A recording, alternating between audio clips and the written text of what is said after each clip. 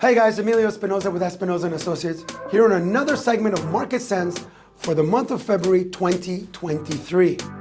Now, when the numbers got released last week, this is the number that everybody saw. And if I'm looking at this, if I'm looking at the year to year, and I'm trying, if I'm looking at the things that stand out to me is sales, down 47%.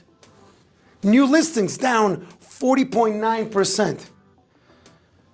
Average price down 17.9%. I mean, we're at $1,095,000 in comparison, 17.9%. I'd be scared. I'd be wondering what's going on. Average days on market is up 144%, and property days on market is up 200%. Now, before I continue, I just want to bring to your attention, these listing days on market, even though it's up 144%, we're at 22 days. When you compare that to other times, like not last year, obviously, because last year we're in the single digits, and that's why we have this alarming increase. But if you compare it to 2018, 2019, 2020, I mean, this is right there where it should be. Typically in those years, we had anywhere between 20 to 25 days on the market.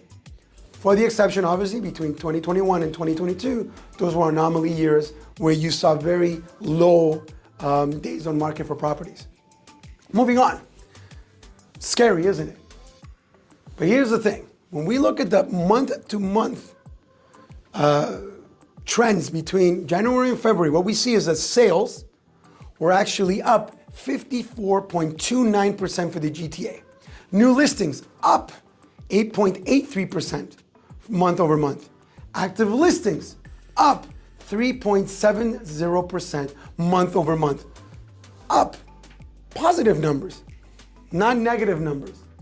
So that's the way the market is trending.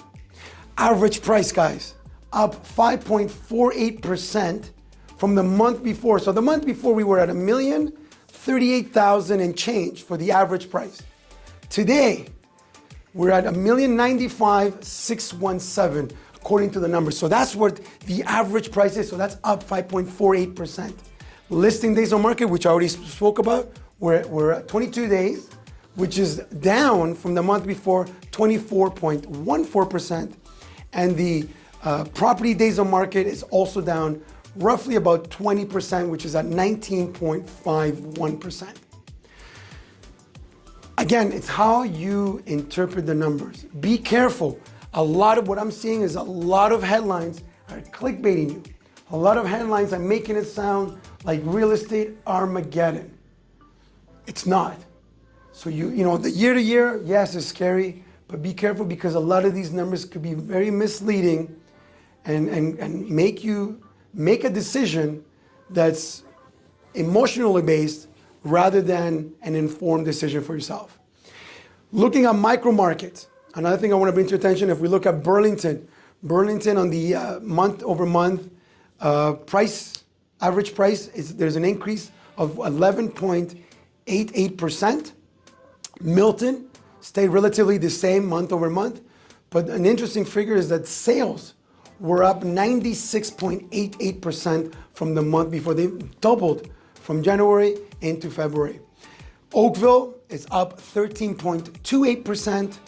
Brampton has a mild increase of 2.61%, and Mississauga 9.69% increase from January to February.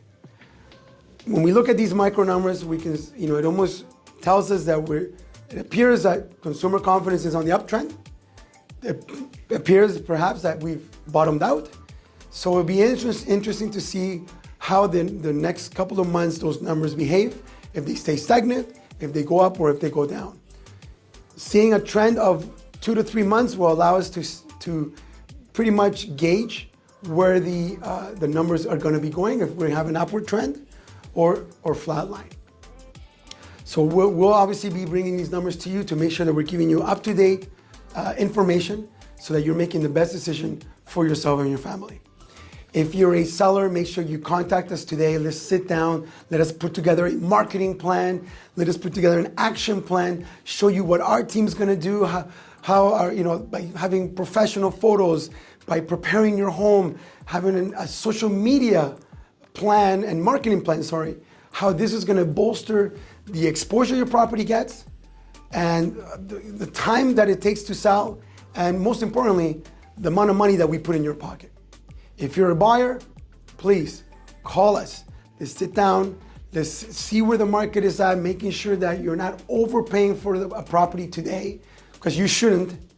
And let's put together a plan, because whatever you're buying today, we know that this is going to be a long-term investment, and we want to make sure you're making the best decision, again, for you and your family, because this is ultimately the driver for why people end up buying real estate or investing in real estate, is for our family.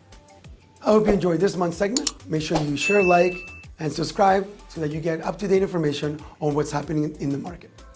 Thanks again, and I'll see you guys soon.